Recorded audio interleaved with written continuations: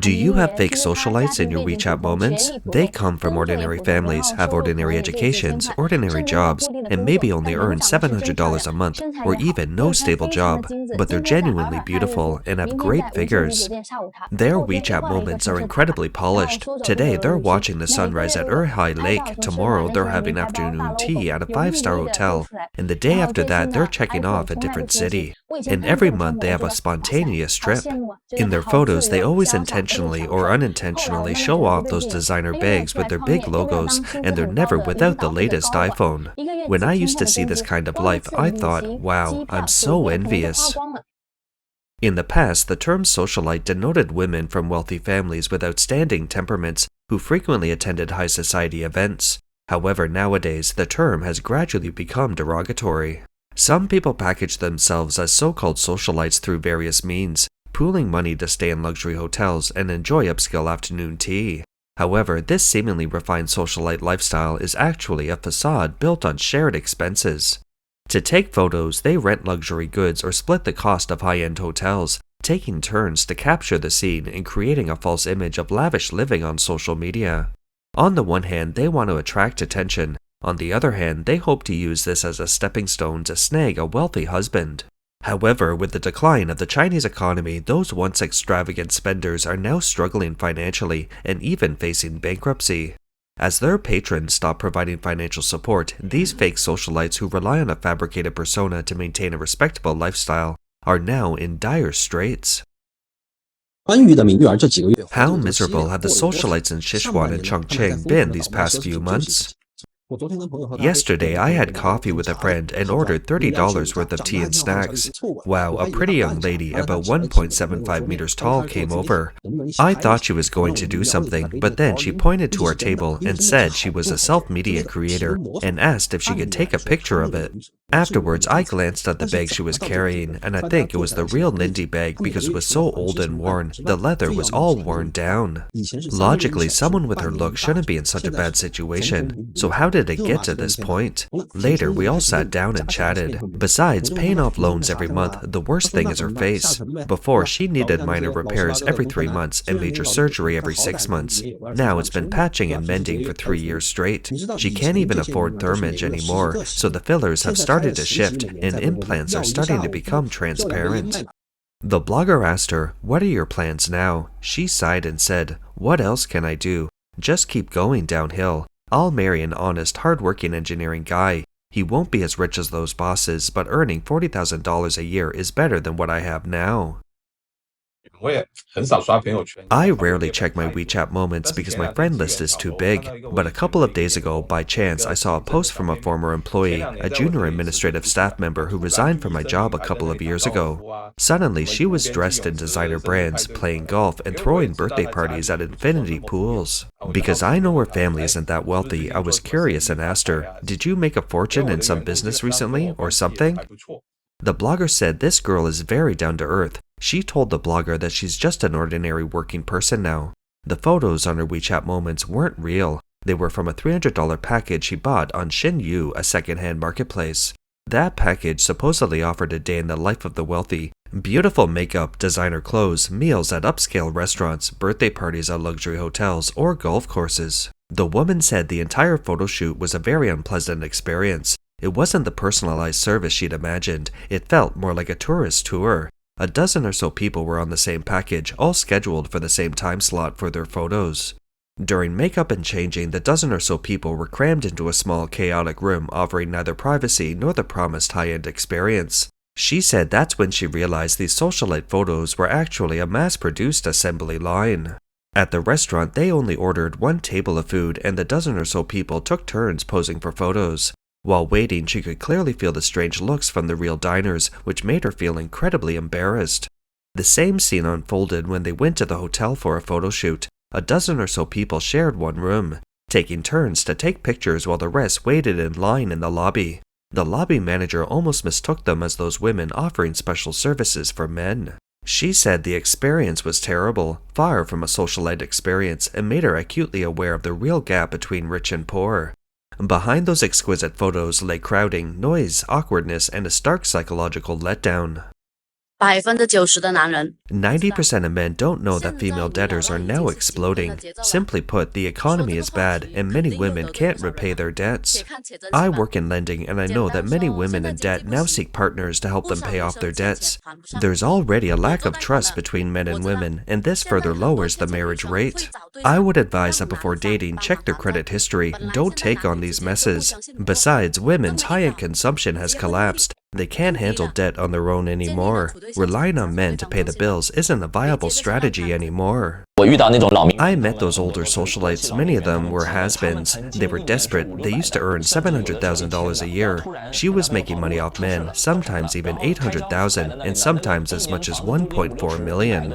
Then suddenly her boyfriend ran away, got into trouble, and went bankrupt. The expenses are there: annual rent of $70,000 to $80,000, or even $140,000. Nobody approved of her strategy anymore. They are basically just holding on, whispering, "Sister, do you still have any items your ex-boyfriends don't want?" In this situation, she cared about her reputation, wanted to cash out, and was in a hurry. What did she do?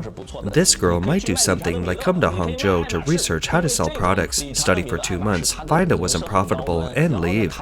She might try to get back with those men from before, but then realize she couldn't keep ripping off anymore. This blogger said she's in her 30s and finds it increasingly difficult to find a suitable partner these days. 我是安徽人，在杭州工作。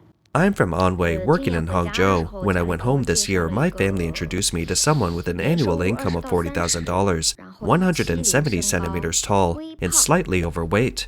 His only flaw is hereditary hair loss. He's already bald and has shaved his head. I'm thinking, is this the only level of person my age can find?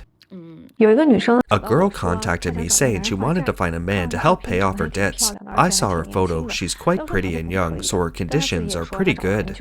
But she also said she's been looking for a long time and hasn't found the right person. She wants to take advantage of her youth and get married quickly, so she's very anxious. Well, this path is actually very difficult right now, sister. Finding a man who is both capable of taking on your debts and willing to help you pay them off is extremely rare. The blogger advises this girl not to pin her hopes on fantasies. What if the man willing to pay off your debts never appears? Regardless of your current financial situation, even if you don't see any possibility of turning things around, the first thing you must do is stop the bleeding. Lower your living standards a notch, get out of those unrealistic fantasies about your social class, and then talk about the future plans. What's even worse when you're in your 30s is having no job, no money, no assets, no partner, and no children. Created an island of your own making with no ability to support yourself. That's the most terrifying thing. The good thing about me is that although my choices are almost non-existent now, my biggest advantage is that I worked hard enough when I was young to build up a condo, a car, and some savings. The blogger offers some advice to women in their 30s. If you can't accept growing old alone, then you need to treat marriage as something that requires serious planning, instead of lying at home and waiting for someone to come to you. If you've already figured out that you want to live freely and independently for the rest of your life, then until you've saved $140,000, it's best to focus on making money first. Hobbies like flower arranging and dancing can wait. Let's focus on building a solid financial foundation first. I suddenly realized that many people choose not to date or get married at my age because of intense pressure from their families. Actually, I don't have any aversion to dating or marriage. You know, I'll be 29 in 2 months, and I've reached the stage where my family is relentlessly pressuring me to get married. Today, I was out and my grandma called me. I didn't answer the first call because I knew why she was calling.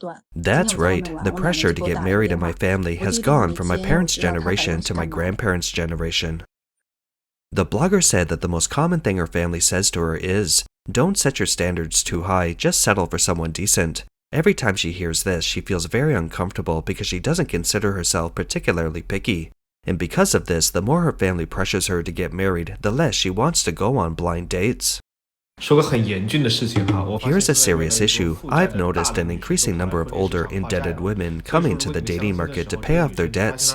So if you're on a blind date and you find out the woman is in debt, run. I'm not kidding. You're trying to save your life, not just your assets, because debt can easily drive a person crazy. Recently, there was a man who jumped into the river only to find out his wife kept demanding money from him for bride price, gold jewelry, handbags, etc. He paid them all, but the woman was in debt.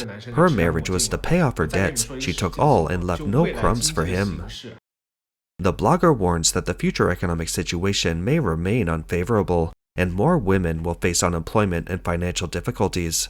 In such situations, some women might ask their male friends to pay off their debts. So we need to stay clear-headed. There are too many uncertainties in the future.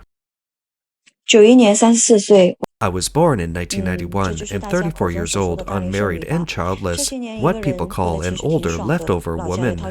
I've actually enjoyed living alone these past few years. I have a small condo in my hometown and have saved some money, not much but enough. My parents are in good health and their income is quite considerable. I cherish this freedom to do whatever I want. But I know that these things, based on my spiritual and maternal sustenance, are not permanent and will eventually be lost one by one. I have also experienced deep confusion and struggle. However, I've recently come to a realization. Instead of worrying about what I'll lose in the future, I should focus on making the most of what I have now. The blogger says that marriage and children are not a panacea. The key is to have a heart that loves life. Otherwise, if she gets married, she'll only worry about her husband and children, eventually turning herself into a nagging housewife. I'm 43 years old this year, I don't work anymore, and I'm not married yet. Some friends ask, do you still plan to get married in this life? Honestly, if nothing unexpected happens, I definitely won't get married. There used to be 3 bachelors in my family, my dad, my brother, and me. My dad passed away, but you know what? From childhood to adulthood, I've never considered not getting married or having children. Unconventional, value freedom, I have never been. So how did I end up single? Thinking about it, it's because I missed opportunities during my youth.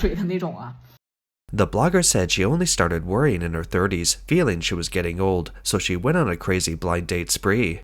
But she quickly discovered that finding a suitable partner wasn't easy, because many men's first consideration was age. Later, she came to terms with it and decided to let things take their course. Looking back now, she's actually glad she didn't get married and have children, otherwise her life might be much harder now. Why is KTV considered a debt-collecting zone for girls? In the past, it was all about the stories like a sick mother, a gambling father, a young brother in school, and her pitiful situation. They use these excuses to appeal to the big brother's sympathy and get him to give them more tips. Now, all the girls are changing their personas. They say they failed in their business ventures, opening a bar, a clothing store, a nail salon, creating a successful persona, but then going bankrupt.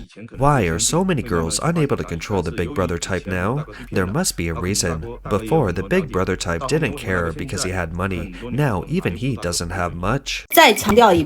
To reiterate, be wary of debt incurred after marriage. Let's analyze this issue using an age group of 18 to 40.